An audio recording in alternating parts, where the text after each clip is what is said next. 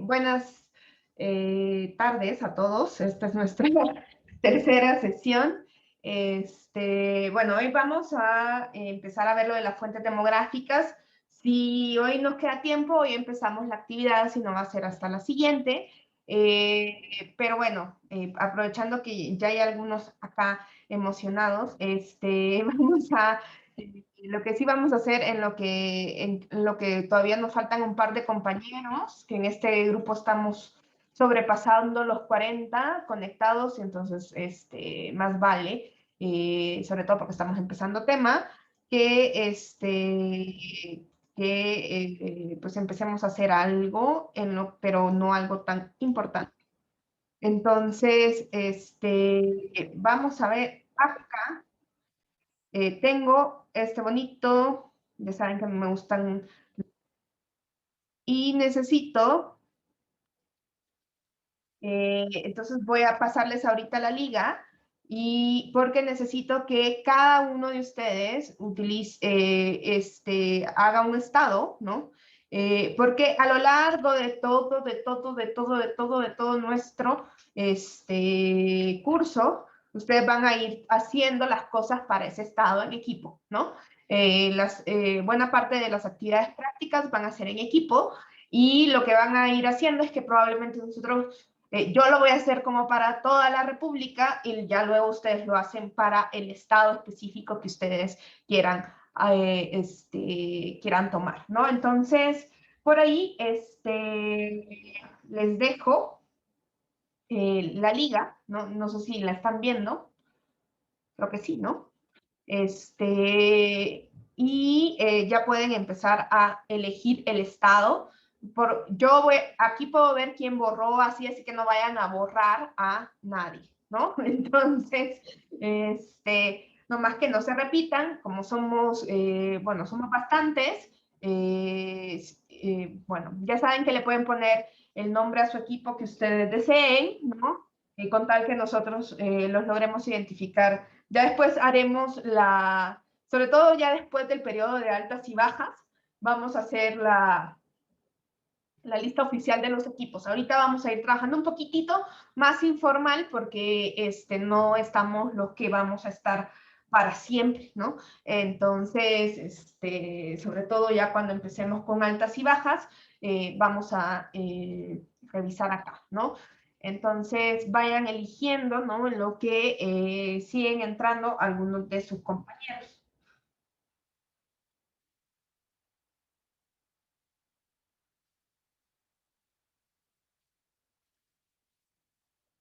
Ahí está. Entonces ya el equipo rojo ya se agandalló la Ciudad de México. Y les dejo también ahí el código. Dice Lourdes si puede estar en Oaxaca. Si agarran Oaxaca, por ahí, si lo conquistas y pones el nombre de tu equipo. O si vas a trabajar sola, Lourdes, pones ahí Lourdes. No pasa nada. Todos los estados, pues, son un poco iguales, ¿no? De hacer. Entonces, hola, soy yo, dice, pon ahí si el nombre de tu equipo o tu nombre, ¿no?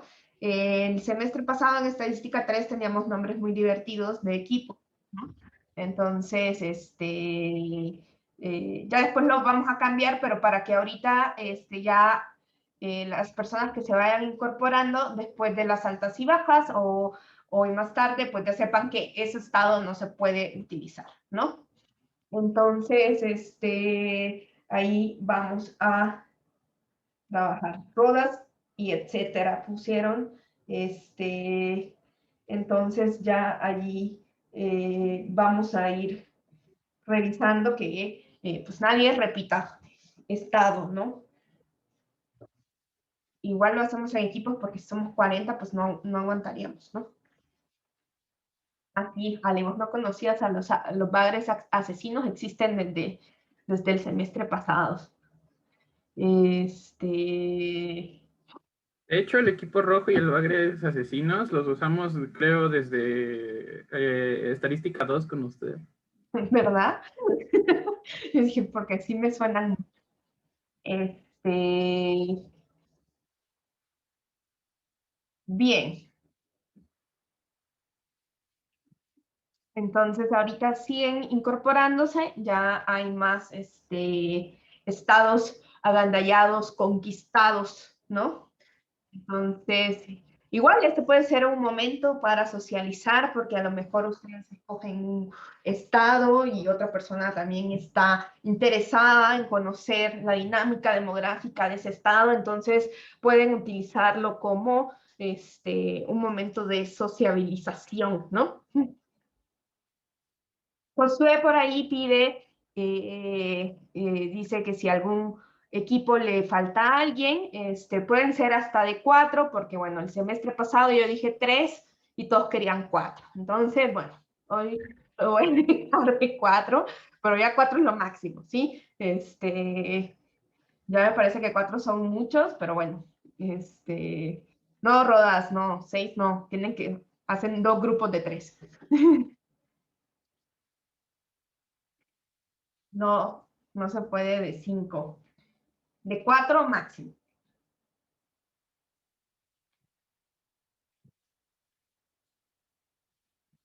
Sí, porque el semestre pasado les dije de más 3 y todos querían de 4 y hoy quieren de más, ¿no? La próxima hacemos todos juntos. No, no es cierto, no, no se puede.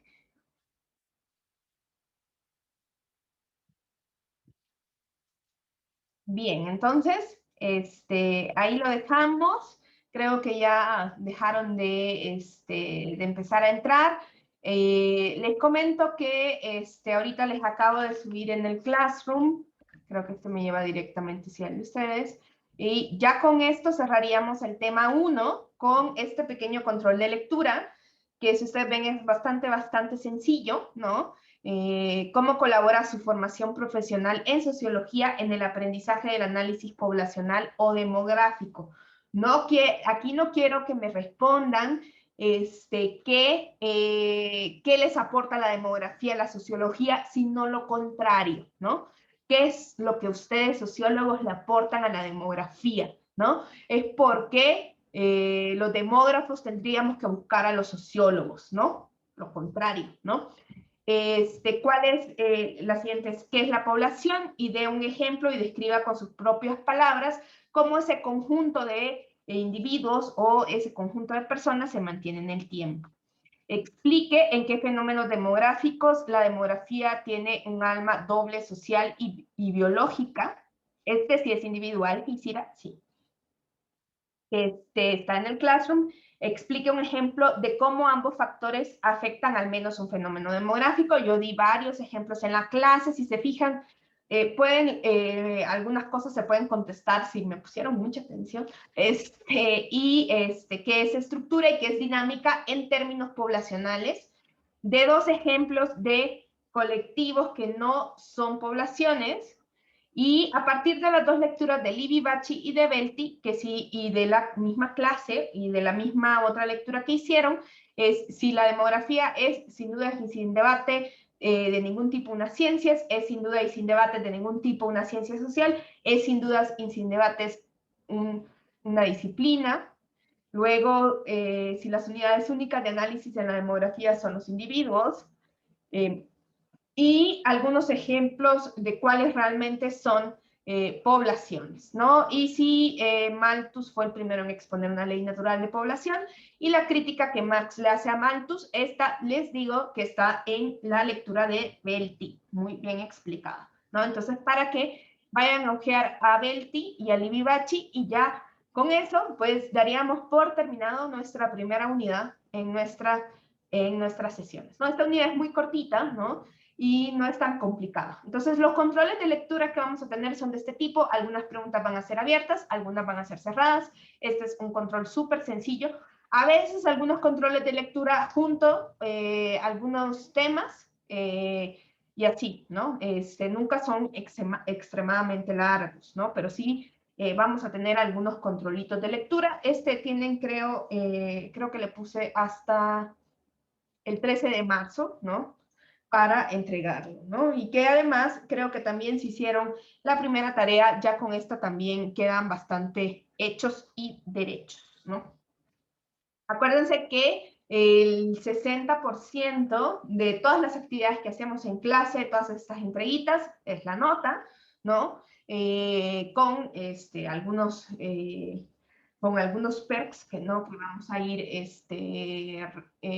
ya saben que siempre hago ajustes para su mejor desempeño, y simplemente al final van a tener que hacer un pequeño ensayo de reflexión sociológico sobre algún tema demográfico o viceversa, ¿no?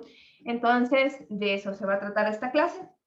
La primera tarea tiene como límite, si ustedes se van acá, siempre dice, ahí están, los del Edpuzzle, no, esos no son para todos. Esta sí, es para el 4 de marzo, ¿no?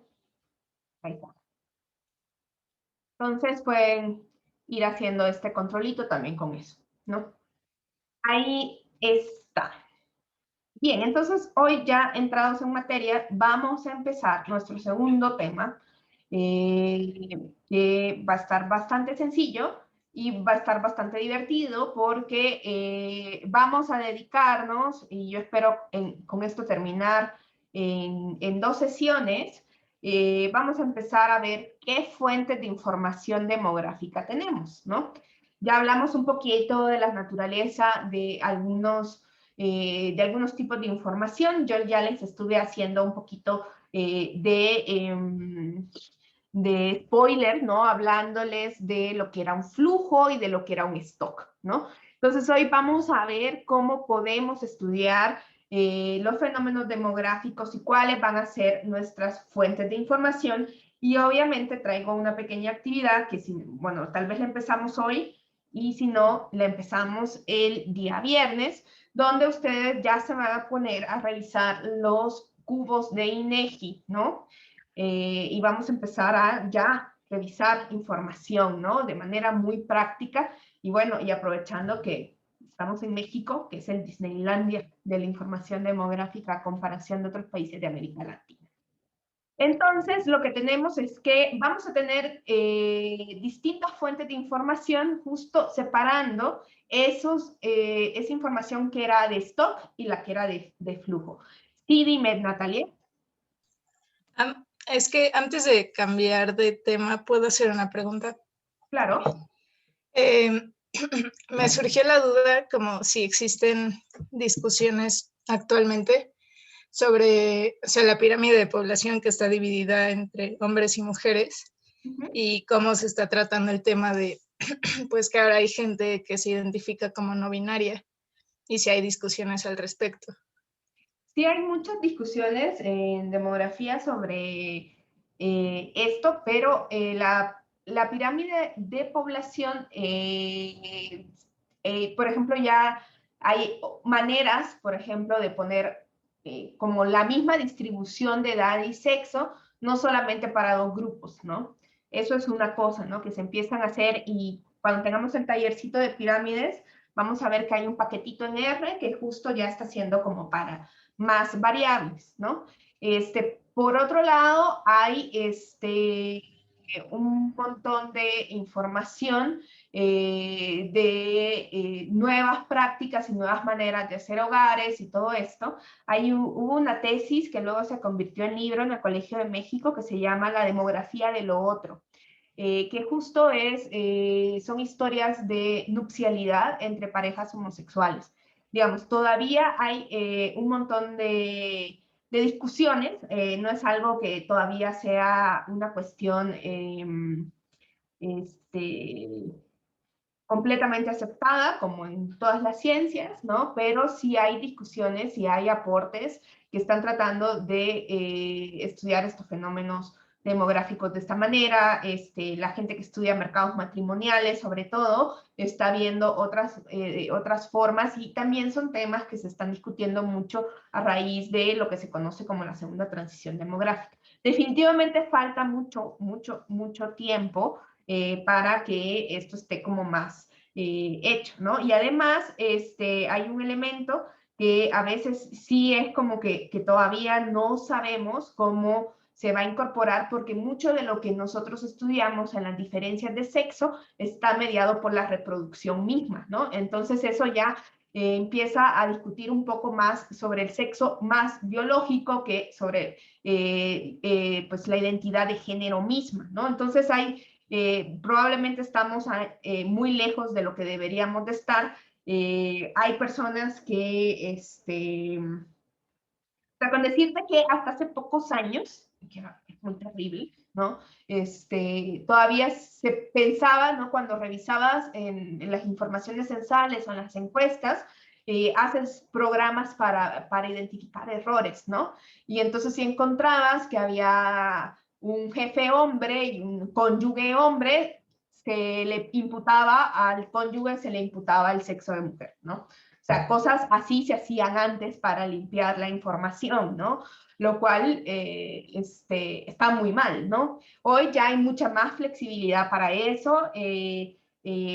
Por ejemplo, hay países donde puedes además no solo poner una jefatura de hogar, sino dos. Estamos en un momento de discusión y de transformación. Definitivamente falta mucho, ¿no? Y también falta mucho porque hay poca visibilización y pocas fuentes de datos que te permita a veces mostrar esta información, ¿no?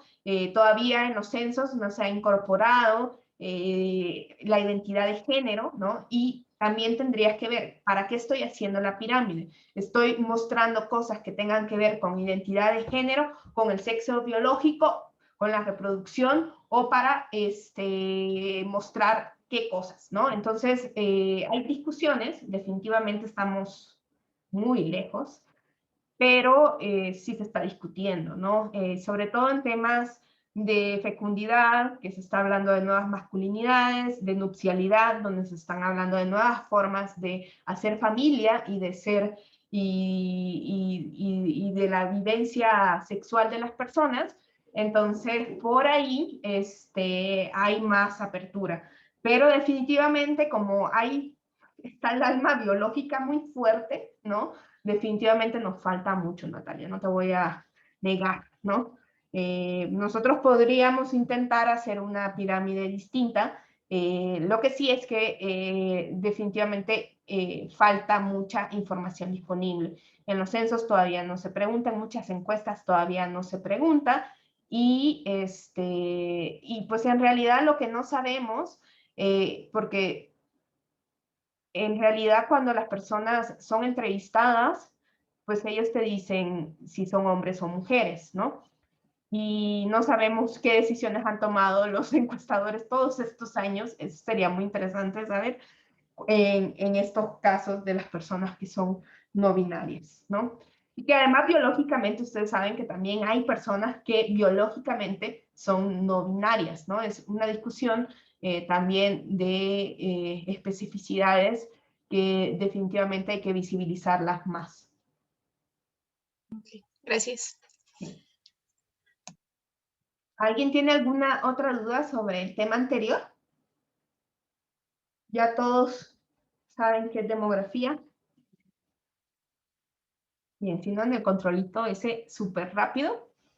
Van a sentir así como que tenemos muchas actividades porque vamos a tener actividades tipo taller y actividades de control de lectura, pero cuando acabe esta clase, ustedes solo, incluso antes de que acabe esta clase, vamos a ir, ya cuando terminemos el tema de migración, vamos a empezar a hablar de cómo van a ir ustedes trabajando, porque vamos a entrar después a un momento, bueno, incluso antes de migración ya no vamos a tener prácticas, o sea que vamos a hacer cosas prácticas hasta fecundidad, y luego ya nos vamos a quedar en una parte bastante teórica de la clase, y entonces ustedes ya van a poder ir pensando en el tipo de ensayo que quieran hacer.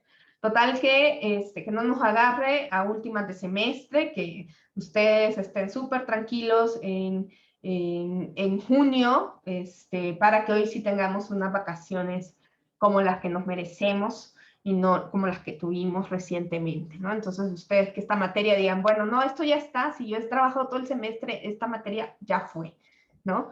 Así que vamos a ir trabajando así, de poquito en poquito, y ni cuenta se van a dar de que cuando ya pasaron esta materia con 10.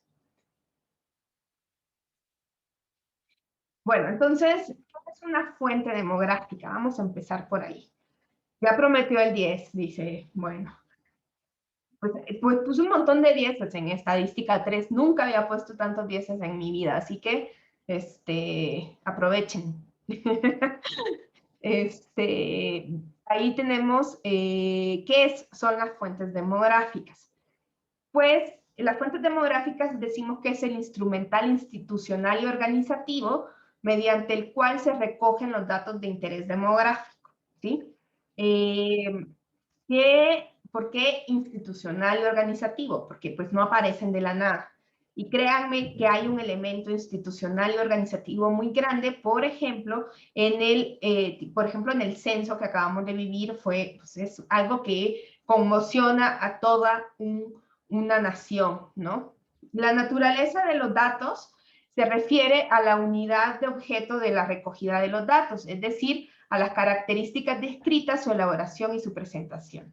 Vamos a tener también fiabilidad y errores, ¿no? Ustedes creen que, los censos, por ejemplo, para que un censo sea válido, tiene que tener ciertos niveles que están recomendados sobre todo por Naciones Unidas. Naciones Unidas es como el que se agarra un montón de cosas de los censos, pero en realidad, en este sentido, México ha sido un pionero porque desde el inicio de todos los censos mexicanos, por ahí, ay, se me olvida el nombre de este presidente que fue, Victoria, sí, Victoria, sí hay un presidente de apellido Victoria, ¿no? Sí, Guadalupe Victoria. Ese dijo, hay que hacer los censos cada 10 años. ¿Y por qué un presidente tan preocupado por los censos, tan preocupado por su persona? Porque los censos son completamente también políticos, ¿no? ¿Cómo se definen las demarcaciones? ¿Cómo se definen la cantidad de diputados y los miembros del Congreso? Todas esas cosas tienen que ver con la población, ¿no? Y entonces, por ahí fue que se empieza a hacer eso, ¿no? Entonces, van a ver también elementos que nos van a ayudar a revisar. No vamos a ver nosotros todas las técnicas, porque esta no es una clase de análisis demográfico. Si fuera una clase de análisis demográfico, pasaríamos limpiando la información un buen rato, y hay un montón de técnicas que se pueden aplicar a los datos para suavizarlos, para mejorarlos, porque hay un par de errores que sí van a venir en las fuentes de información y que vamos a tener que arreglar, ¿no? ¿Cómo podemos clasificar, ¿no? A las fuentes de información? Esto me lo robé de Belti, y bueno, él dice que de acuerdo al objetivo de la recolección vamos a tener fuentes primarias y secundarias, ¿no? Vamos a llamar primario cuando satisface las necesidades u objetivos de una investigación concreta. Básicamente, si yo la hice, ¿no? O sea, si yo levanté el censo, ¿no? Ustedes dicen ahí en su colonia, yo quiero saber cómo está la dinámica poblacional aquí de mi colonia, y ustedes hacen el censo, ¿no? Eso sería una fuente primaria, ¿sí? Y secundaria es lo que casi siempre hacemos nosotros, ¿no? Retomamos otros elementos, ¿no? También nosotros vamos a usar muchas fuentes primarias porque vamos a utilizar fuentes que están diseñadas para hacer el análisis demográfico que vamos a ejecutar. Entonces, en ese sentido, estamos frente a fuentes primarias, ¿no? Según la forma en obtenerlos, vamos a tener datos directos y datos indirectos, ¿no? Directos es que cuando yo recojo esta información, pues no necesito hacer ningún supuesto, que a lo mejor solamente necesito hacer un cálculo, o sea, en general es sin cálculo, pero a lo mejor si no puedo hacer una cosa muy simple de cálculo, y ya tengo yo mi estimación, ¿no? Por ejemplo, los censos es una forma directa de obtener el volumen de población. Indirecto es que vamos a requerir operaciones, cálculos y supuestos. Hay, por ejemplo, una serie de manuales de Naciones Unidas que son muy antiguos y que empezaron a darse por la falta de información que existía en muchos países, sobre todo en países tipo África y en América Latina, donde a veces no tenemos mucha información. Por ejemplo, hay algún método indirecto para que a través de la cantidad de niños reportados en el censo, yo pueda estimar la fecundidad.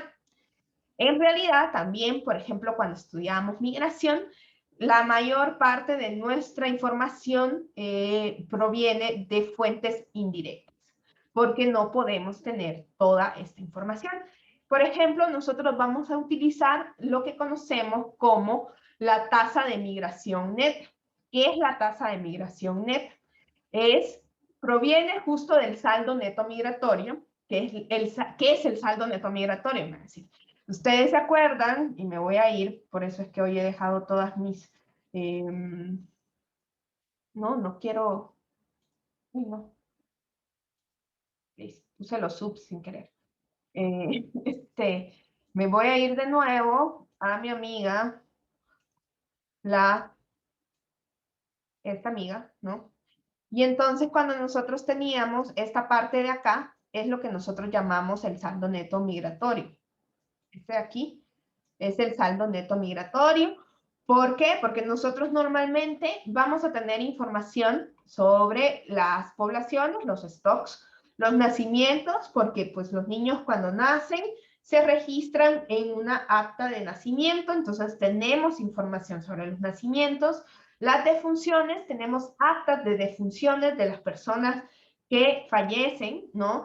Pero de la migración no tenemos mucha información. Entonces, normalmente lo que nosotros casi siempre hacemos es sacar un saldo neto migratorio. Cuando lleguemos a migración lo haremos con más detalle, pero ahorita les comento rápidamente, ¿no? Esta situación donde nosotros podríamos estimar el saldo neto migratorio si tenemos la información de todos los demás elementos. Y entonces, esta ya es una medida de migración donde yo sé que si es positivo es porque una nación, una población es atractora de personas porque llegan más de lo que se van, y si esto es negativo, significa que se van más de los que llegan, ¿no? Entonces, esa es ya una estimación indirecta, porque en realidad nosotros no hemos visto la migración, sino que simplemente a partir de un residuo que no tenemos de esta ecuación, nosotros decimos, bueno, según la ecuación compensadora, pues esta es la cantidad de personas que necesitaríamos tener o que nos hacen falta o que nos sobran, es porque llegaron o porque se fueron, ¿no? Porque no son parte de los que nacieron, parte de los que fallecieron, y entonces vamos a poder hacer esa estimación. Ahí, aquí me lo borro. Ahí.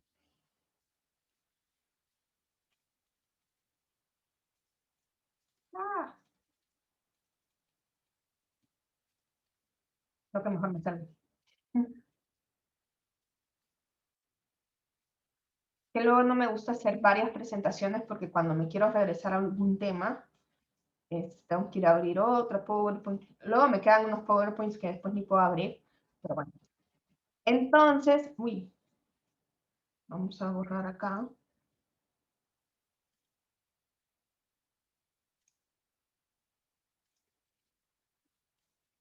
Esas son las estimaciones indirectas, es decir, utilizamos otros datos, otra información y establecemos algún supuesto, muchas veces, ¿no? Porque ¿cuál sería el supuesto para yo decir, bueno, este es el saldo neto migratorio? Pues que mis mediciones de población, nacimiento y defunciones son calidad, ¿no? Entonces, que a veces puede ser un supuesto muy alto, ¿no? Luego, vamos a tener por nivel de corrección, vamos a tener datos brutos y datos refinados, ¿no? Brutos es que normalmente no les hemos hecho ningún suavizamiento, ninguna corrección. Y refinados es que sí hemos eliminado algunas de estas fluctuaciones bruscas.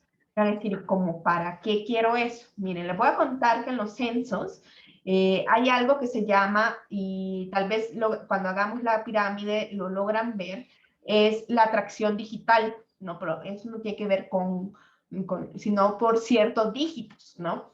Y entonces la gente tiende a redondear su edad hacia el 0 y hacia el 5, ¿no? Parece chistoso, pero piensen que en un censo a veces pues hay un informante para todo un hogar, toda una vivienda, y entonces, imagínense que llegan donde su abuelita y entonces dicen, ah, bueno, ¿y aquí cuántos viven? Ah, vive Sutano, Mengano. ¿Y cuántos años tiene? Y entonces la abuelita dice, ah, mi nieto tiene 20, ¿no? O 25, ¿no? Entonces tendemos a hacer esas cosas, ¿no? Y no, miren, ya después vamos a hablar de que la gente se olvida de los bebés y de los viejitos en los censos. Pero bueno, sucede. Entonces, hay un tipo de suavizamiento para esto, ¿no? Para que no queden todos de esa manera, como si no quedarían todos entre 0 y 5, nadie tiene 23 años, nadie tiene, o sea, obviamente no es así, ¿no? Entonces se puede hacer un suavizamiento a eso, a esa información y entonces ya nos queda, se corrige para algunas estimaciones que sí es necesario corregir, ¿no? Entonces, no vamos a hacer nosotros demasiadas correcciones porque no es tema de nosotros, porque estamos en una clase de sociodemografía, no de análisis demográfico, pero para que ustedes vean. Luego vamos a hablar también de otros elementos que cuando hablamos de bruto, vamos a hablar también de otras características, pero eso es cuando ya veamos nuestras tasas. Dice que algo me quedó trabado aquí, allá. Sería como un mood de algo.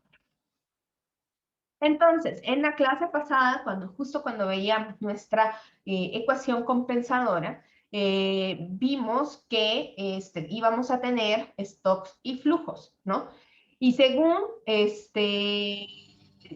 dijimos, bueno, un stock es algo que está en un instante en el tiempo, ¿no? Es una foto, ¿no? Una fotografía. Eso es lo que se toma cuando estamos en los censos, una foto de cuántos somos del volumen, y un flujo dijimos que era un conjunto de eventos que pasaba en un periodo de tiempo, ¿no? Entonces, un ejemplo de flujo sería el número de nacidos vivos durante todo el año del 2007, y un ejemplo de stock sería la población existente al 1 de enero del 2007, ¿sí? Entonces, si nosotros, y ya este es otro spoiler alert, esa relación que nosotros vamos a hacer entre stocks y flujos van a ser las tasas. Normalmente los flujos son nuestros numeradores y los stocks son nuestros denominadores, ¿no? Entonces, una tasa va a ser un cociente entre un flujo y un stock. Normalmente el flujo va en el numerador y a veces podemos encontrarlos también en el denominador. Las tasas nos van a decir y van a hacer una aproximación a la probabilidad y nos van a dar una medida de la frecuencia con la que un fenómeno demográfico se produce en la población, ¿no? Vamos a hablar de las tasas mucho tiempo, entonces esta solo es una breve introducción. Acá, retomando a los meros, ¿no? Vamos a revisar lo que dicen Naciones Unidas sobre los censos. Nuestra primer gran fuente de información son los censos. Los censos son conteos. ¿Cómo nacieron los censos? Pues por esta necesidad de gobernar. ¿Cómo podían gobernar las naciones sin saber cuántas personas vivían en ellas? Y en general los censos nos sirven para tener la información súper estructural y nos van a dar el tamaño de la población y sus características, ¿no? Entonces, podríamos decir que los censos son un conjunto de operaciones para reunir, elaborar y publicar datos demográficos y también económicos y sociales correspondientes a todos los y las habitantes de un país o un territorio definido y referido a un momento determinado de tiempo dados. Ahorita que vayamos a ver las fuentes de INEGI, ustedes se van a dar cuenta que hay fechas censales, ¿no? O sea, a pesar de que el censo lo hicieron durante como una semana, siempre se le da una fecha específica a los censos, ¿no? Y acá, que ustedes ven acá, es justamente esto, ¿no? Que les dije, lo saqué de acá, ¿no? Entonces, una de las cosas que es importante es que los datos de población pueden presentarse y analizarse en forma de estadísticas sobre las personas y los hogares y para una gran variedad de unidades geográficas, desde el conjunto del país hasta las pequeñas localidades y las manzanas de casas de las ciudades. En México, la unidad más chiquitita que nosotros tenemos es el Área Geográfica Estadística Básica, o AGEB, ¿no? Entonces, ese es como el pedacito de tierra más chiquita de la que podemos tener información, ¿no? Pues con el censo podemos tener la información más desagregada posible. Casi siempre, digamos que el usuario tradicional no tiene acceso a toda esta información porque es muy delicada, ¿no? Sí hay mucho recelo en la información, sobre todo en las unidades más pequeñas. Si ustedes están, por ejemplo, en una JEP donde hay solo 2 o 3 casitas, ¿no? Y si yo les digo, alguien de ahí tiene 25 años y gana tanto, o sea, podríamos ubicar a las personas, ¿no? Entonces, por eso la información censal no se publica de manera individual, ni siquiera en microdatos en muchas ocasiones. Ya vamos a ver qué se hace. En algunos casos se puede pedir pedacitos, pero no te van a dar todo, por estos elementos de seguridad y de confidencialidad. Y en algunos casos también lo que puede llegar a pasar es que no borran información, o por ejemplo, si hay AGEBs muy chiquititas, en lugar de darnos la información de una sola AGEB, nos van a juntar AGEBs, ¿no? Pero es la información la más desagregada que podamos tener. Y luego también hay otra cuestión práctica. Imagínense ustedes, tienen en su computadora el Censo de México y tienen una base de 127 gigas. No, pues nadie, no. O sea, en realidad sí es una cuestión bastante grande, ¿no? Y que en nuestras bases de datos pues no se va a poder hacer. El censo de El Salvador sí lo podríamos abrir porque solo son como 6 millones, pero la de México definitivamente, el de México sí está como complicadito de abrir, ¿no? Entonces, un poquito de historia, ¿no? Les contaba yo en la clase pasada de que había un rey, y aquí hoy sí les traigo el nombre del rey, se llamaba Xolotl, que entonces dijo, bueno, estaba aquí en el Valle de México, en las tribus chichimecas, y dijo, bueno, quiero saber quiénes son todos mis reinados, ¿no? Y entonces, cuenta la leyenda que cuenta Inegi, ¿no? Que este rey ordenó que todos fueran censados y entonces cada uno iba tirando una piedrita en un montón al que se le llamó Nepohualco. Y entonces el resultado de ese censo, imagínense, solo fueron 3.200.000 personas, según lo que consta en algunos códices y en algunos monumentos. Y esto fue en el año de 1116, o sea que hace más o menos, ¿qué serían? ¿Cuántos siglos? Ya se me fueron las mates. Como 10 siglos, ¿no? Habían solo 3.200.000 personas en el Valle de México, lo que ahora nosotros consideramos que hay alrededor de 22 millones de personas en el Valle de México, ¿no? Es bastante grande. Luego vino la época colonial. En la época, incluso yo creo que algunos censos en la época colonial fueron mucho más intensos en las colonias que en los lugares de origen. ¿Por qué? Porque las colonias era algo que querían tener controlado, ¿no? Entonces, y estaban muy de la mano con las iglesias y con los representantes de las colonias, porque, bueno, tenían que rendir informes, ¿no? A la colonia y decir, bueno, mire, acá hay toda esta gente, ¿no? Y entonces, durante la colonia se levantaron 2 grandes censos, en 1614 y 1625, y 5 recuentos demográficos a lo largo de ese siglo, ¿no? No hay información sobre eso, pero pues claramente fueron recuentos un poco más incompletos y rudimentarios de los que conocemos, ¿no? Luego está el censo de Revillagigedo, si lo pronuncié bien, Revillagigedo, en el siglo XVIII, donde si ustedes van al Archivo General de la Nación, sí van a encontrar datos sobre ese censo. O sea que podríamos ir, lástima que no podemos hacer una salidita de campo, pero podríamos ir a ver el censo de Revillagigedo, ¿no? Entonces, por otra parte, vamos a tener que existen hay otros censos, ¿no? Este censo de Revillagigedo también se le llama el censo condenado, ¿no? Esto lo retomé de una lectura de Delty, que no se las puse a leer, pero que creo que sí está por ahí en la bibliografía. Y bueno, ahí les puede quedar a ustedes, y se le llama el censo condenado, ¿no? Ahí tal vez yo rife algo si alguien en la siguiente clase me explica por qué a ese censo se le llama el censo condenado. Tal vez rife yo algo y me ponga dadivosa.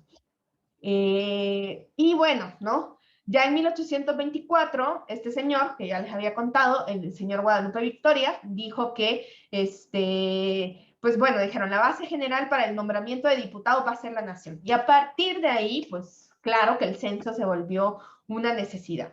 Y entonces él dijo que un censo de toda la federación se iba a hacer después de la fecha que él lo estaba anunciando en 5 años y que después iba a ser cada decenio.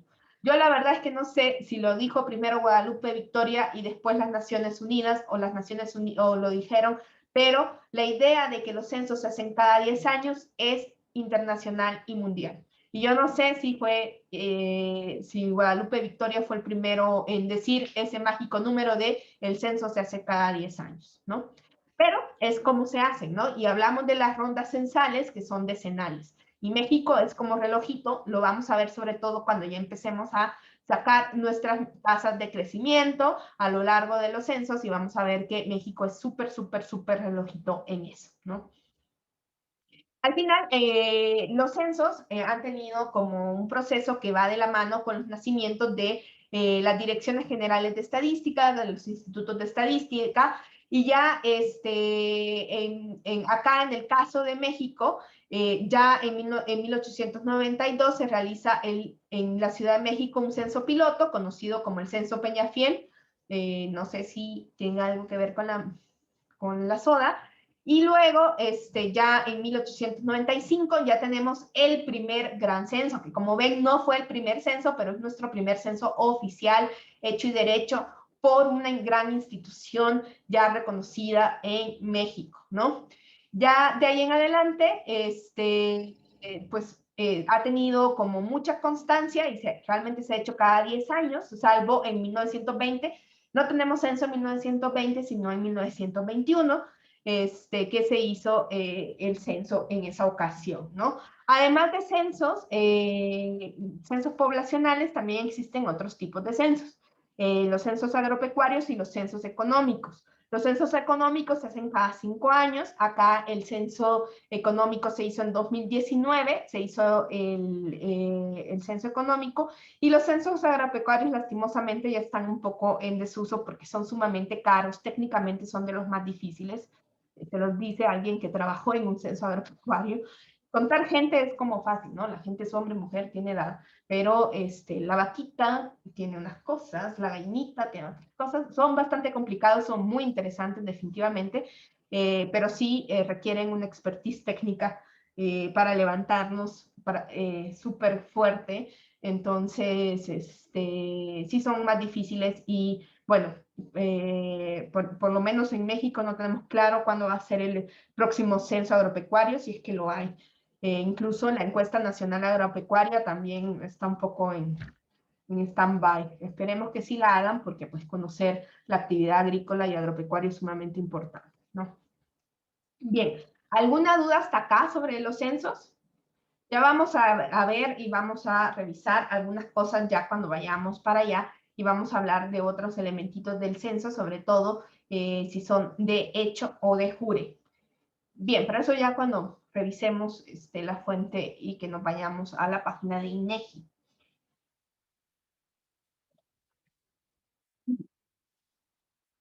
Luego, las estadísticas vitales, nosotros vamos a ver que los hechos vitales normalmente vienen acompañados de certificados, ¿no?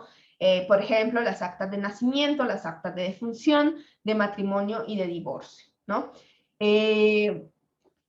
Tenemos una buena cobertura de algunas de estas estadísticas porque, por ejemplo, los documentos dan certeza jurídica de identidad y a veces se vuelven indispensables para algunos trámites, ¿no?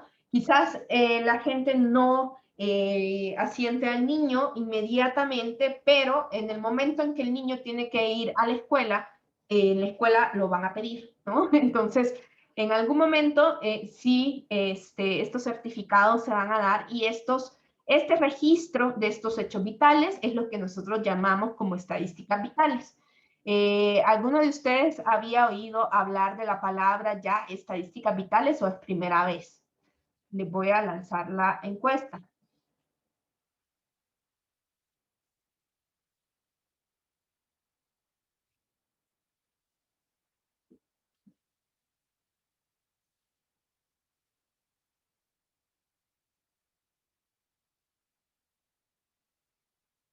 Me faltan 10 votos.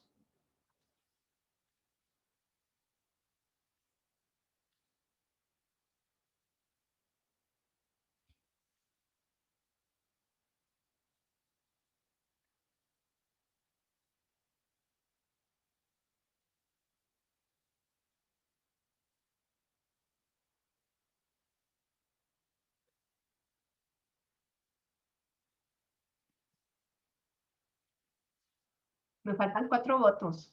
Están dormidos. Tanto hablar del censo, se durmieron. Si no, cuéntenme en el chat estos 4 que no han votado. Si sí habían conocido el nombre de estadísticas vitales.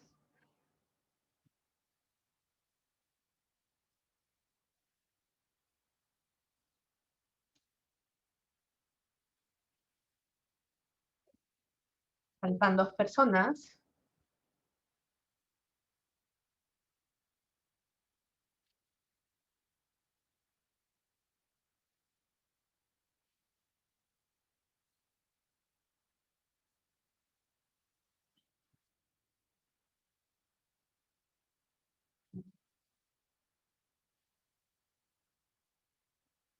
Ya solo falta una, pero no sé qué.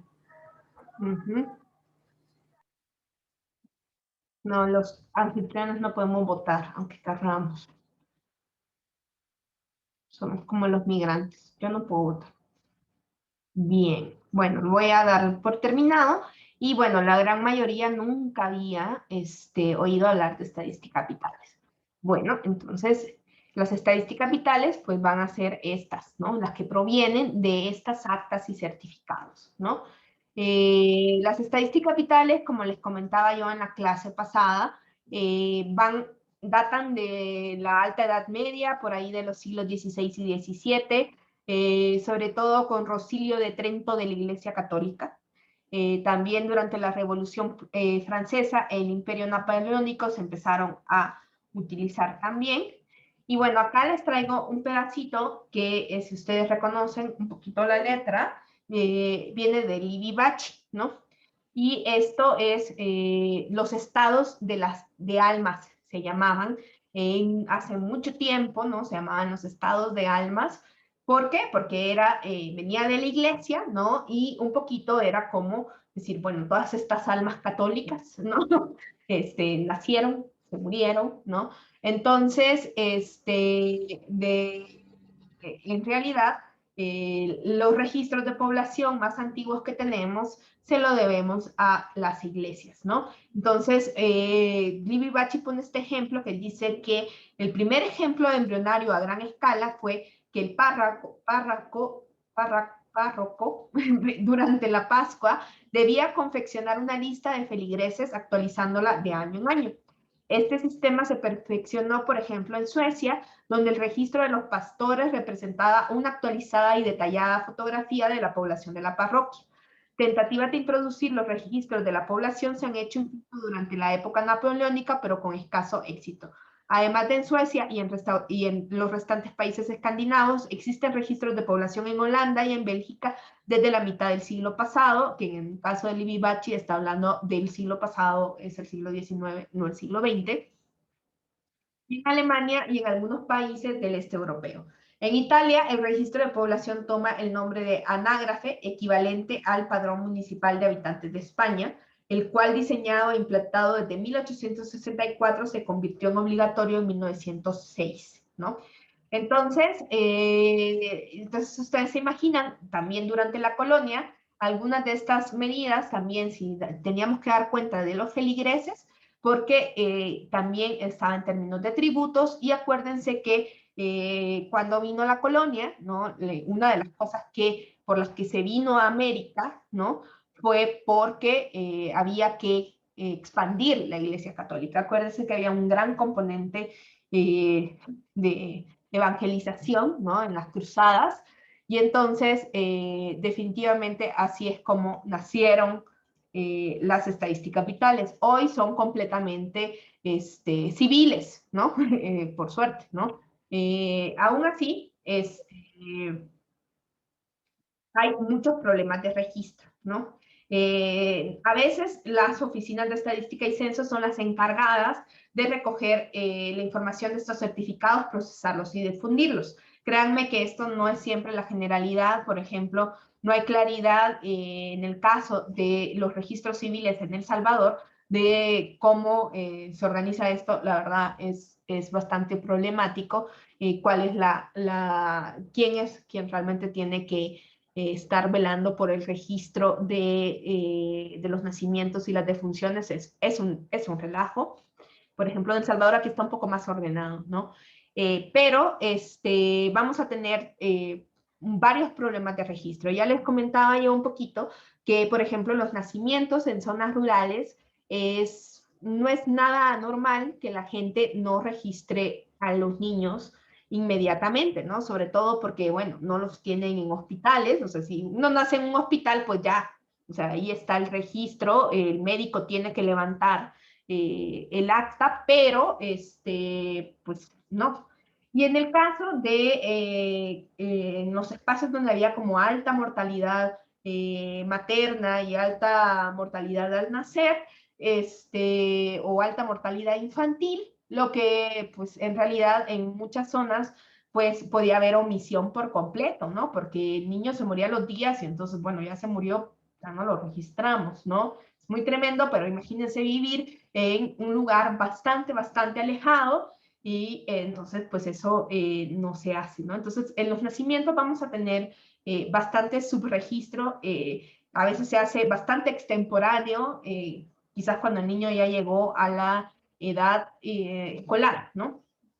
Y luego, la verdad es también tenemos bastantes subregistros en el caso de las muertes, ¿no? Ustedes, ustedes saben, por ejemplo, que hay ocasiones donde lo que tenemos son desaparecidos y no necesariamente gente que tiene un acta de defunción, y eso no nos permite también estudiar mortalidad por causas y un montón de cosas que podemos hacer. Entonces, o existe también problemas de registro en el caso de la mortalidad de las causas, ¿no? Que es una de las cosas que nosotros podemos saber que existe, ¿no?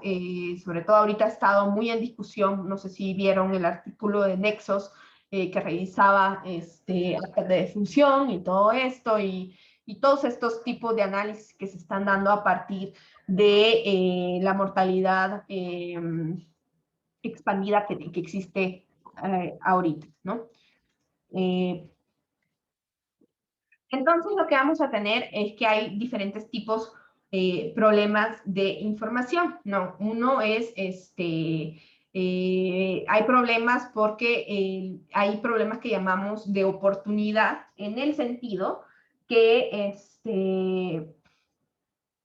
no en el sentido de que es una ganga, sino en el sentido de algo que sea oportuno, ¿no? Entonces lo que tenemos, por ejemplo, es esta inscripción tardía, que puede deberse a elementos de fuerza mayor, ¿no? En realidad, por ejemplo, Si uno está viviendo una situación súper complicada, a lo mejor pues no va a registrar muchas de las cosas que nos ocurren en una situación de crisis, ¿no?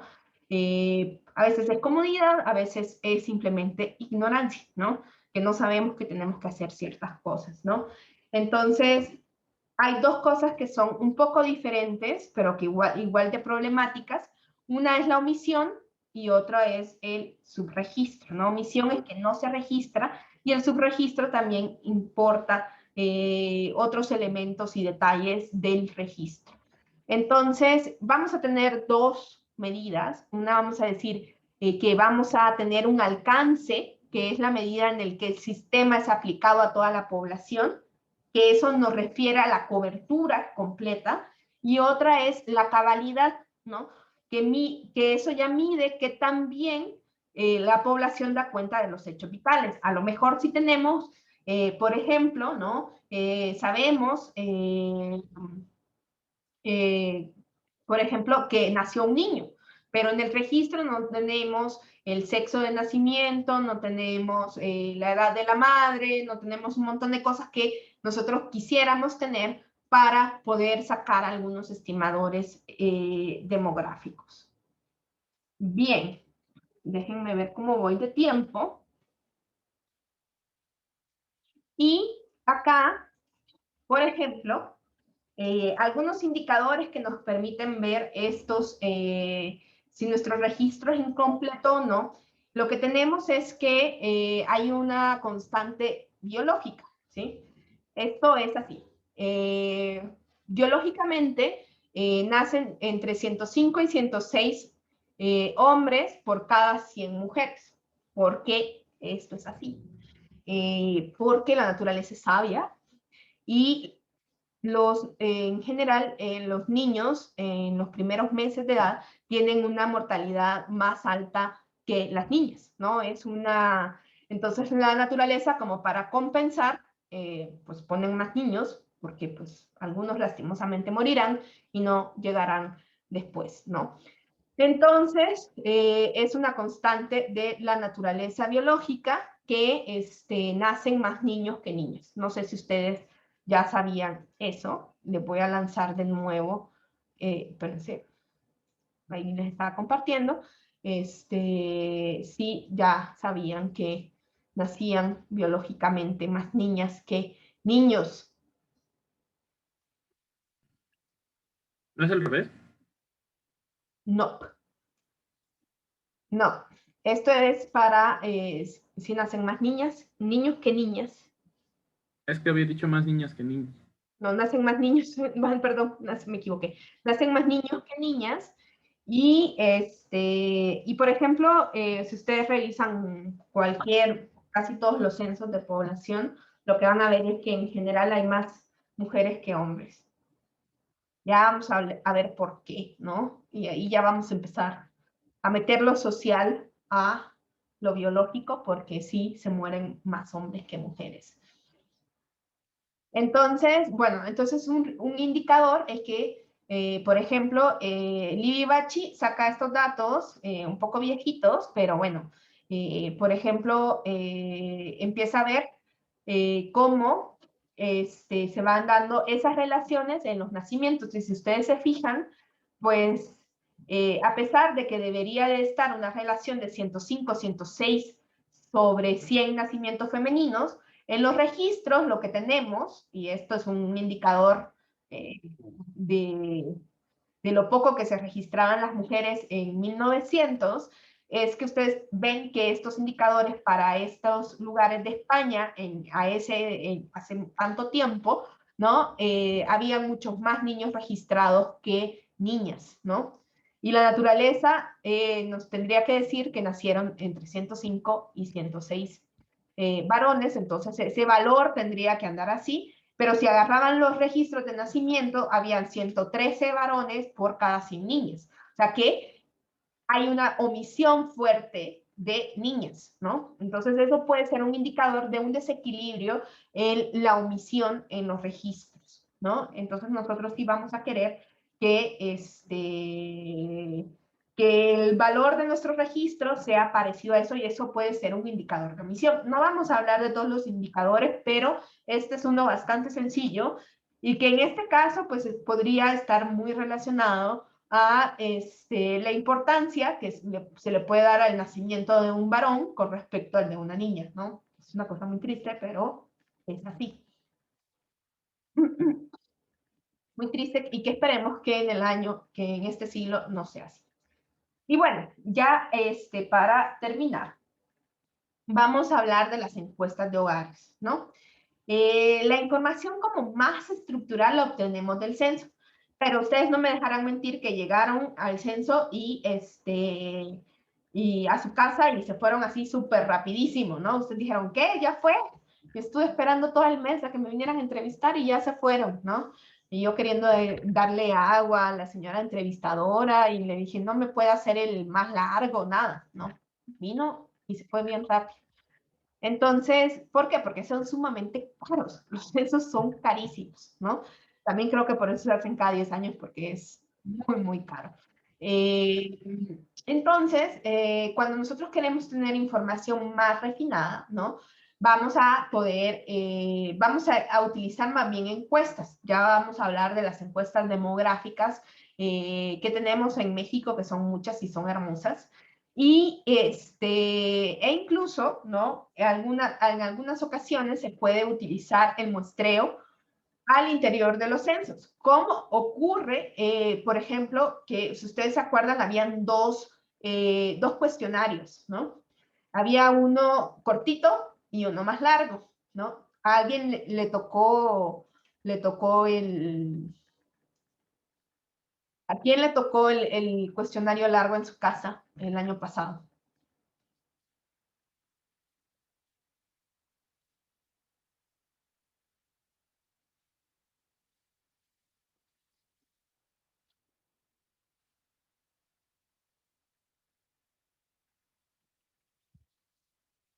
Si les preguntaron por actividad económica, si les preguntaron por uso del tiempo, si les preguntaron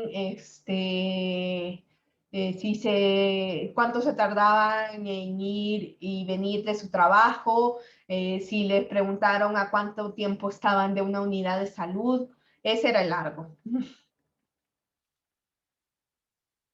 Entonces, es un cuestionario un poco más largo.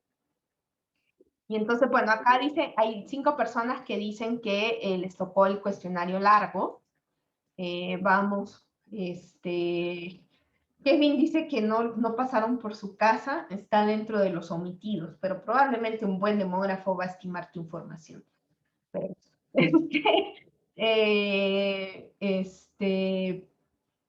entonces, lo que pasa en este cuestionario ampliado, en México tenemos un cuestionario, el básico y el ampliado. Y entonces, en el básico nos preguntan lo más acá, que creo que fue si trabajábamos, si no trabajábamos, edad, sexo, creo que seguridad social también se pregunta, condiciones de la vivienda, y ya, ¿no? Fue muy rápido. Y religión, ¿no? Pero hay otro cuestionario mucho más grande, que ese solo se le aplica al 5% de la población. Y entonces, dentro del desarrollo mismo de este censo más grande, se aplica este otro cuestionario, y entonces se aprovecha para hacer una de las encuestas más grandes que tenemos, ¿no? Entonces, incluso adentro va a estar. ¿Qué es lo que pretendemos con las encuestas de hogares, ¿no? Poder profundizar en características de la población, ¿no? Porque muchas de las cosas no las vamos a poder ver en el censo, porque en el censo vamos a tener la información mucho más estructural, ¿no? ¿A quién le debemos esto? A un noruego que se llamaba Kjær. Ahí por la primera mitad del siglo XX ya se hacían muchísimas encuestas, ¿no?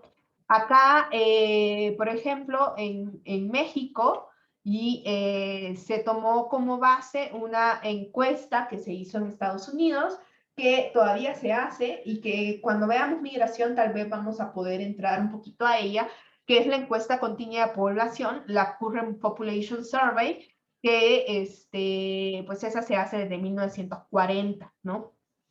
Esta encuesta es de tipo prospectivo, es decir, que esta encuesta se va revisando, se va siguiendo a las personas, en más de una ocasión se le preguntan a las personas. Si ustedes han conocido un poquito la ENOE tiene este diseño, ¿no? Donde se va y se visita a los hogares cada 3 meses durante 5 ocasiones y ya luego se sustituyen por otro hogar, ¿no? Entonces eso es una encuesta que llamamos continua, ¿no?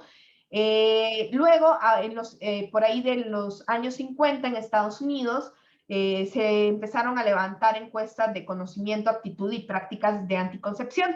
¿Se acuerdan que en la clase pasada estábamos hablando que justo en esos años se empezó a hablar de la planificación también en los encuentros mundiales de población, ¿no? Entonces, por ahí también van apareciendo los instrumentos también en términos de los temas que son importantes y relevantes y están históricamente situados. Entonces, todas estas encuestas fueron predecesoras de una de las encuestas más importantes que, por ejemplo, en el caso de América Latina, empezó el programa de encuestas comparativas de fecundidad, PECFAL, y también otros elementos que se acompañaron con CELADE y sobre todo con la USAID, ¿no? Y luego, luego tenemos las encuestas mundiales de fecundidad y hoy en día todavía se sigue haciendo la encuesta de demografía y salud o Demographic and Health Survey, la DHS, que ya vamos a ver también el sitio de la DHS, que también se hace en muchos lados de América Latina y de países africanos. Todavía se sigue haciendo con auspicio de la USAID. ¿Qué vamos a tener? Les voy a enseñar entonces. Nos vamos a tomar un recesito de 5 minutos. Y ya luego volvemos y ya nos vamos a los sitios y les voy a poner la práctica. Quizás estos sitios los vamos a revisar después y nos vamos a venir directamente primero con INEGI y ya luego nos vamos a los sitios mundiales para que ya empiecen a hacer ustedes su práctica ahorita y la terminen en la siguiente sesión. Entonces, nos damos 5 minutos en lo que yo me tomo un dulcito y volvemos y oímos una cancioncita también de repaso. ¿Listo?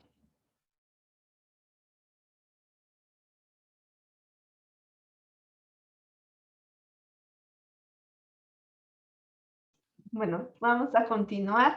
Estaba yo muteada. Y vamos a entrar a la página de INEGI, ¿no?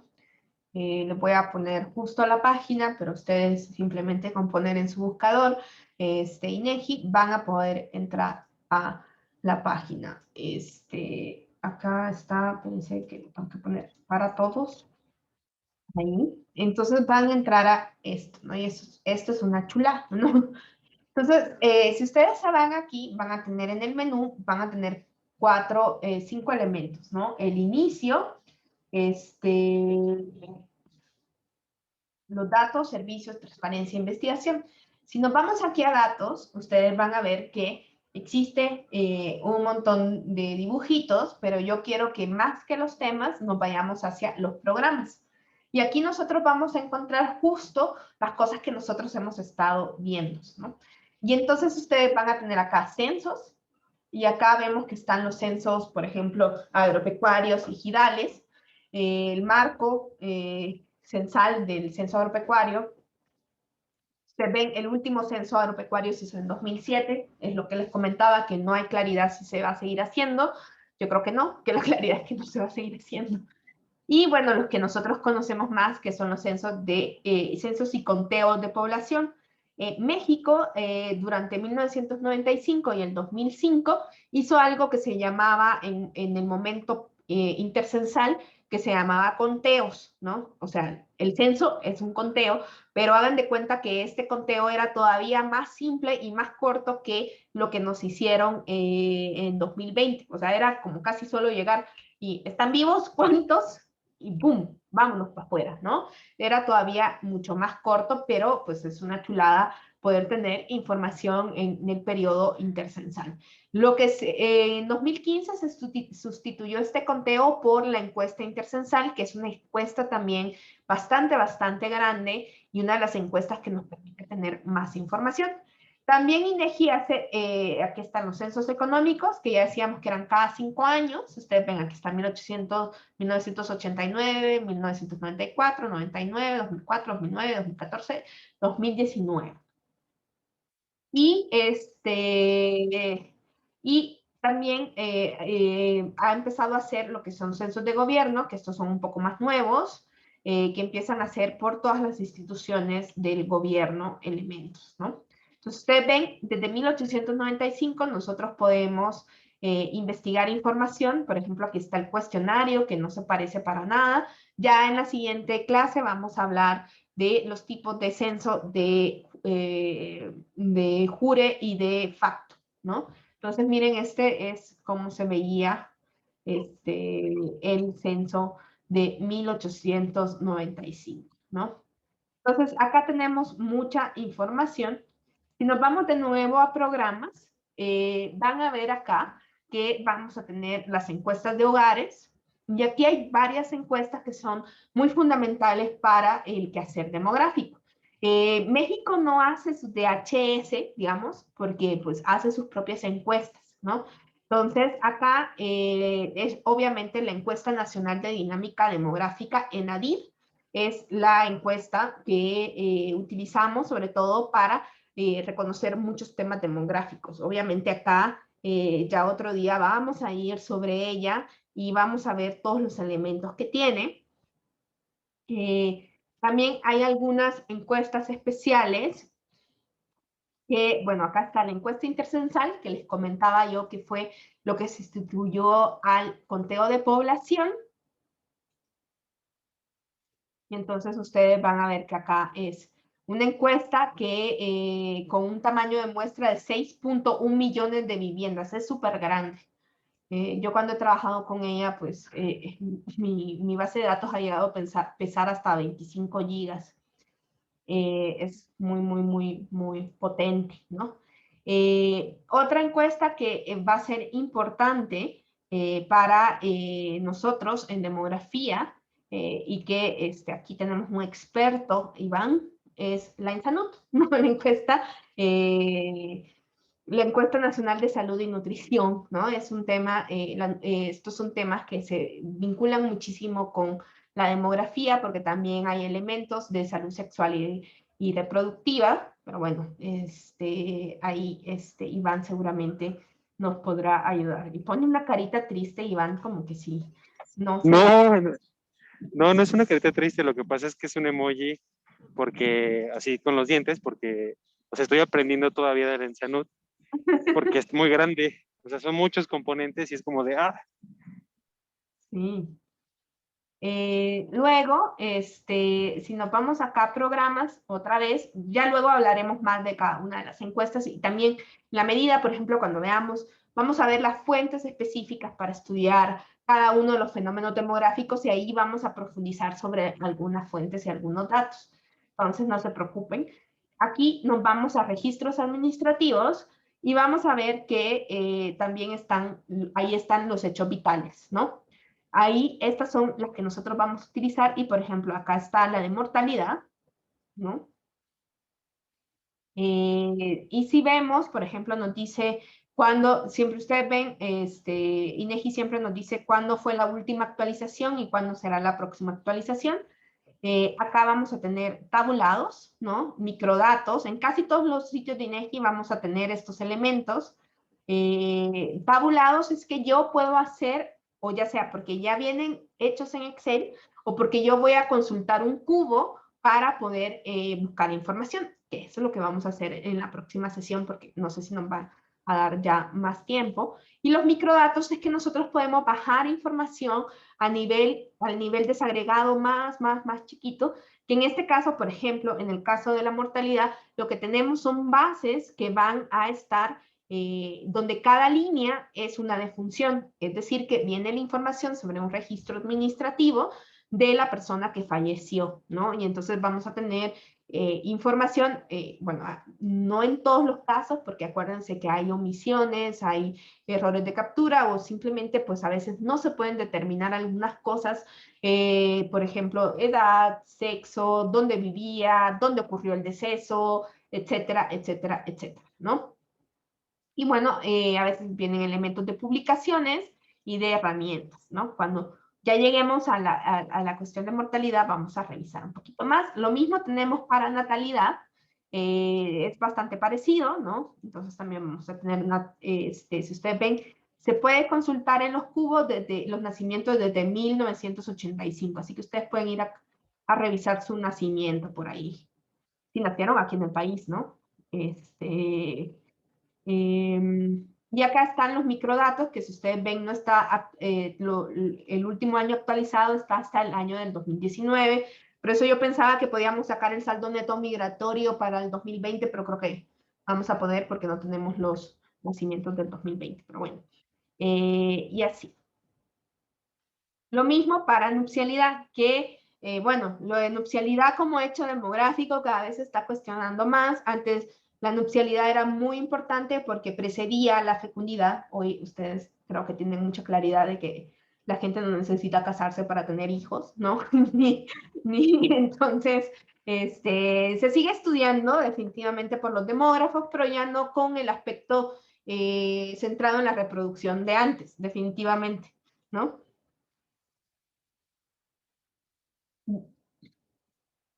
Nos preguntaban que quedaba un cubo, pero traté de responderlo de la forma menos general y lo respondí muy general. Vamos a volver al del censo, porque además esto lo vamos a revisar muy bien. Y vamos a revisar, bueno, este todavía creo que no tiene cubos. Ah, ¿cómo no?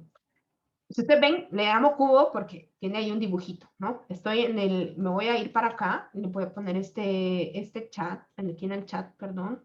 No quiero, no. Bueno, le voy a tener que poner un corazoncito porque no me deja salir de las reacciones. Ahí está. Bueno, ahí están si ustedes se van acá, entonces van a ver esto que literalmente es un cubo. Entonces, se le llaman tabulados interactivos, pero los conocemos como cubos. Se parecen, tienen un poquito la misma lógica que las tablas dinámicas de Excel, ¿no? Por ejemplo, las tablas pivote de Excel. Entonces, si entro acá, ustedes van a entrar a esto. Y, por ejemplo, yo puedo revisar cuántas personas... o sea, yo quiero revisar a la población total. Le pongo, quiero consultar información de esto, ¿no? Yo quiero a toda la población y le voy a decir que quiero a las personas por sexo y edad. Y entonces aquí yo le voy a dar ver consulta. Esto es un cubo, ¿no? Porque yo puedo ir jugando con esta información. En la medida que voy poniendo más variables, que voy haciendo más chequecitos, me van a ir apareciendo en las filas y columnas.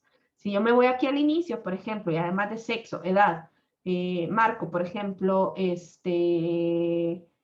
entidad y municipio, y voy a marcar religión, ¿no? Entonces ya van a ver cómo van a ir apareciendo estas variables y yo voy a poder jugar con ellas, ¿no? Es un poco... no son agradables los cubos porque se tardan a veces en cargar, pero en realidad siempre hay que ser pacientes y decir, bueno, estoy consultando información de 127 millones de habitantes de México, está bien que no sea rápido, ¿no?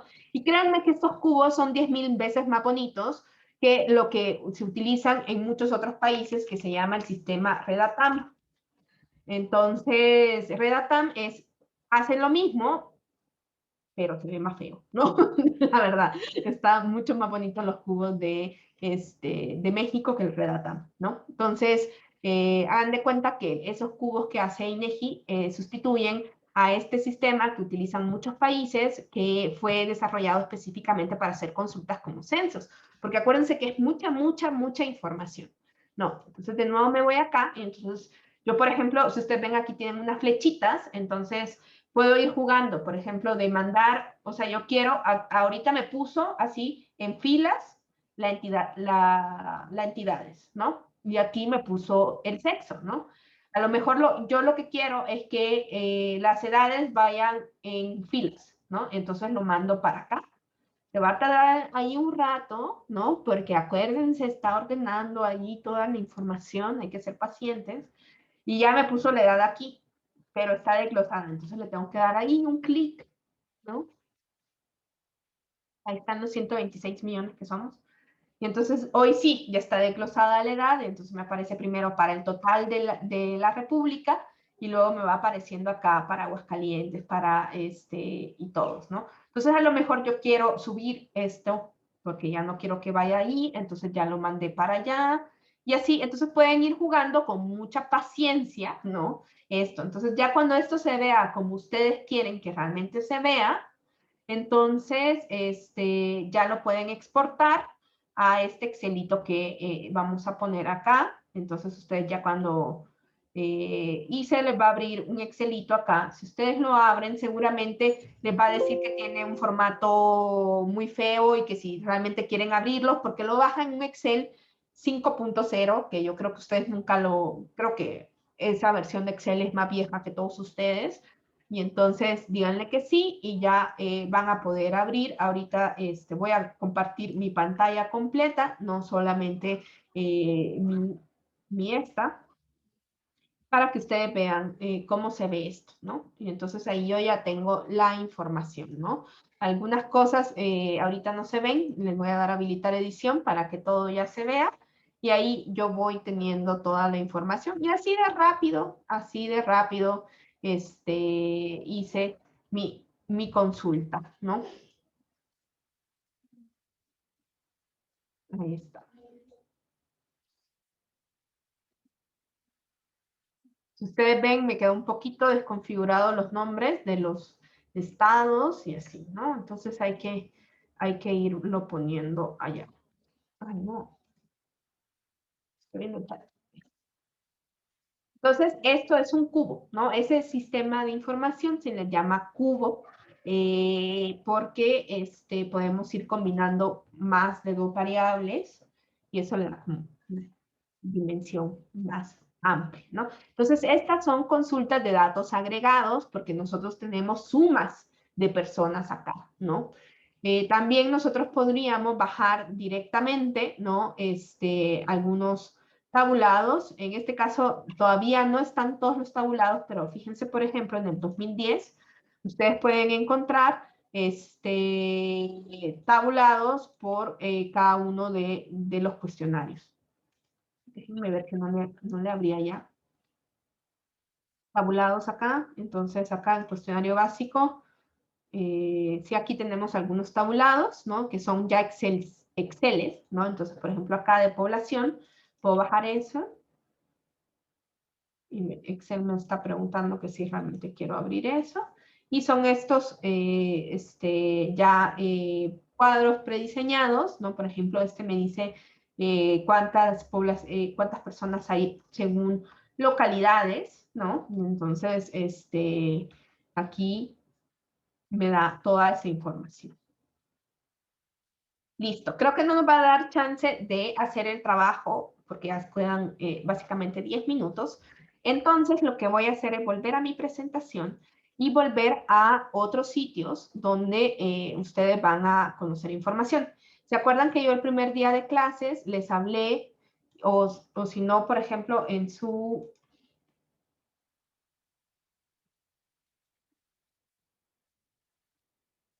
sitio les puse varios sitios web que podemos revisar ahorita? No les he subido la última de LED Puzzle, ¿verdad? Voy un poco...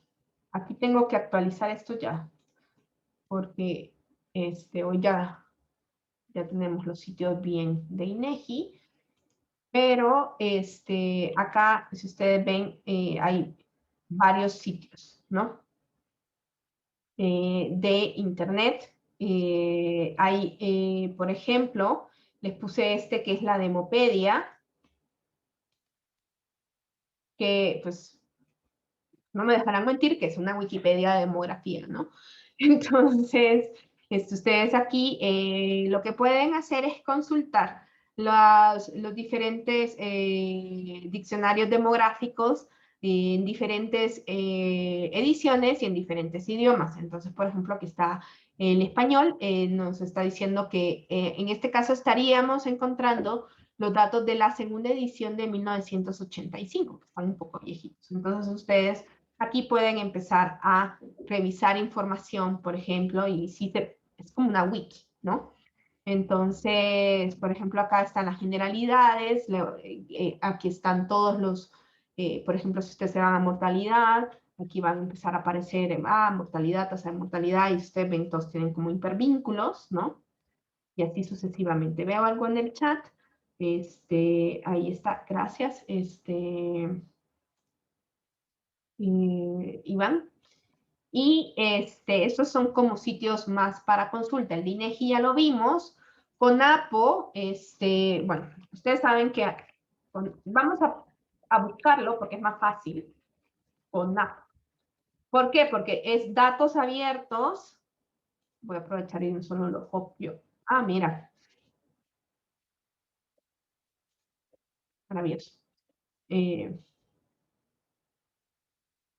¿A ustedes también les aparece esto? Es que a mí el sitio de datos del gobierno a veces no me quiere. Ya no existe CONAPO, ¿no? Es que saben que yo no podía, estaba vetada por los sitios del gobierno y no me dejaban entrar. Creo que sigues vetada, si es que no te deja entrar. No, cambié el módem y ya podía entrar. Pero, bueno, desde que hicieron el datos.gov.mx, en realidad es un poco más difícil encontrar mucha de la bonita información que tiene México. Y entonces, voy a ver.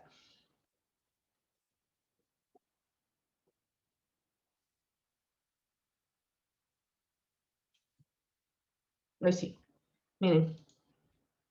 Y ahí está. No, porque ese te lleva como al sitio, Jorge, sí. ¿Qué es CONAPO? Es el Consejo Nacional de Población, ¿no? Entonces, el Consejo, ya vamos a hablar mucho más de él después, pero el Consejo Nacional de Población es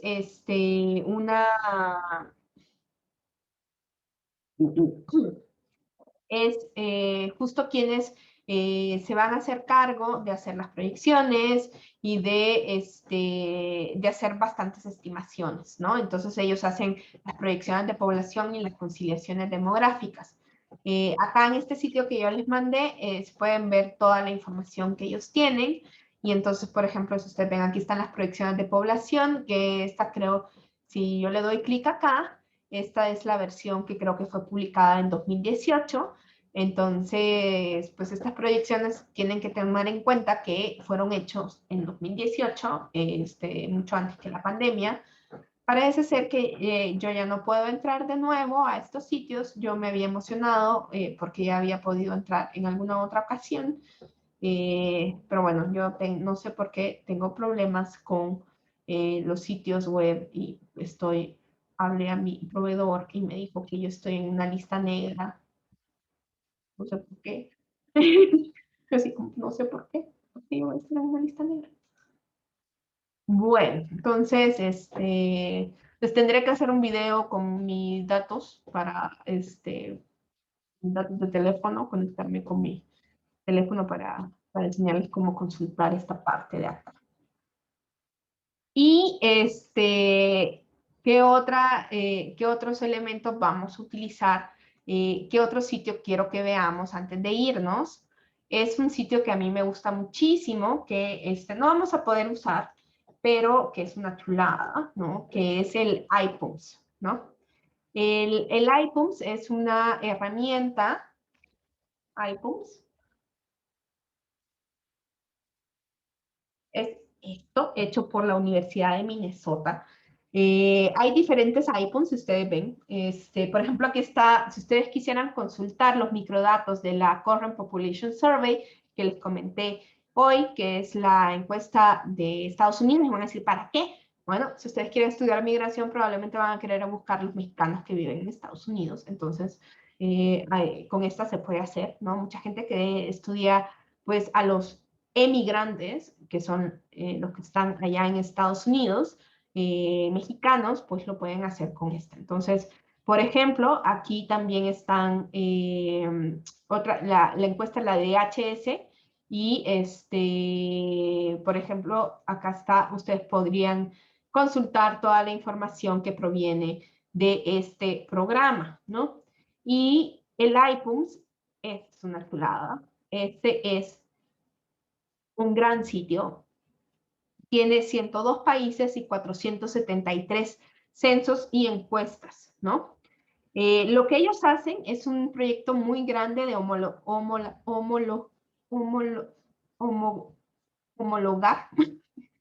harmonize, información a lo largo de todos los países. Ustedes se tienen que dar, si ustedes algún día quieren utilizar esta información, simplemente se tienen que registrar. No es tan libre como que uno tiene que decir por qué está usando, si tienen como un control de que no vaya a ser utilizado con fines comerciales esta información.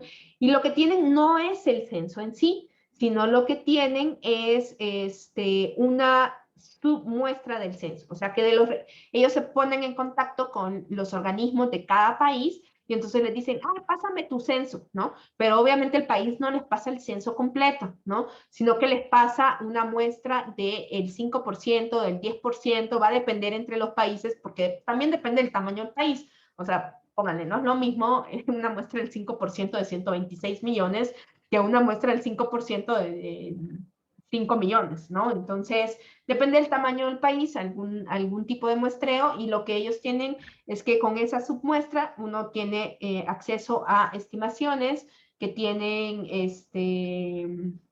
con lo que uno puede hacer inferencia estadística sobre lo que dice el censo y puede hacer análisis con diferentes países. Entonces, está súper padre.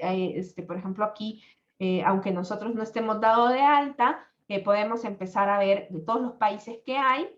No la vamos a usar nosotros, pero sí me parece interesante que ustedes vean que puedan, todo lo que pueden consultar, porque, por ejemplo, si ustedes no tienen una computadora con muy alto nivel de procesamiento, ustedes podrían bajar y trabajar la intercensal que publica este sitio, la encuesta intercensal del 2015, está aquí en México. Miren, si ustedes ven, aquí está 2015, 2005 y 1995, 1970 y 1960. ¿Por qué no está 1980? ¿Alguien sabe? ¿Por qué no estará para México 1980? ¿Nadie sabe? ¿La intercensal de 1980? ¿Ah? No, el censo. Claro, el 80. El censo, aquí está México, ¿no? Ustedes ven, están 2015, 2010, 2005, 2000, 1995, 90, 1970 y 1960, y falta el censo de 1980. Todos decimos que es del temblor. Bueno, Rodas y Jorge. Del temblor, yo también iba a decir lo mismo. ¿De qué? Del temblor. Pues el temblor fue el de 1985. El censo, y si ustedes vieron acá, en INEGI, o sea, existe un censo de 1980. Tan, tan, tan. Lo voy a dejar así y les cuento en el siguiente capítulo. Nos vemos el viernes. Vamos entonces a empezar de un solo con la actividad. Incluso quizás se la pueda subir un par de minutos antes por si la quieren ir leyendo. Y, y vamos a despejar esos misterios que hemos dejado del censo condenado. Y el censo de 1980 será otro censo condenado. Lo vamos a descubrir en la próxima sesión. Bueno, chicos, si nadie tiene alguna duda que no sea sobre esto, nos vemos el viernes, ¿no? Entonces, perdón que no alcanzamos a hacer la práctica. Pensé que realmente iba a hablar más rápido de lo que hablé, pero bueno, nos vemos entonces el viernes. Cuídense mucho. Bye. Gracias. Nos Bye. vemos, Ana. Bye. Gracias, Hasta luego. maestra. Gracias, Bye. profesora. Hasta Bye. luego. Ahí. Uy, no me deja apagarlo.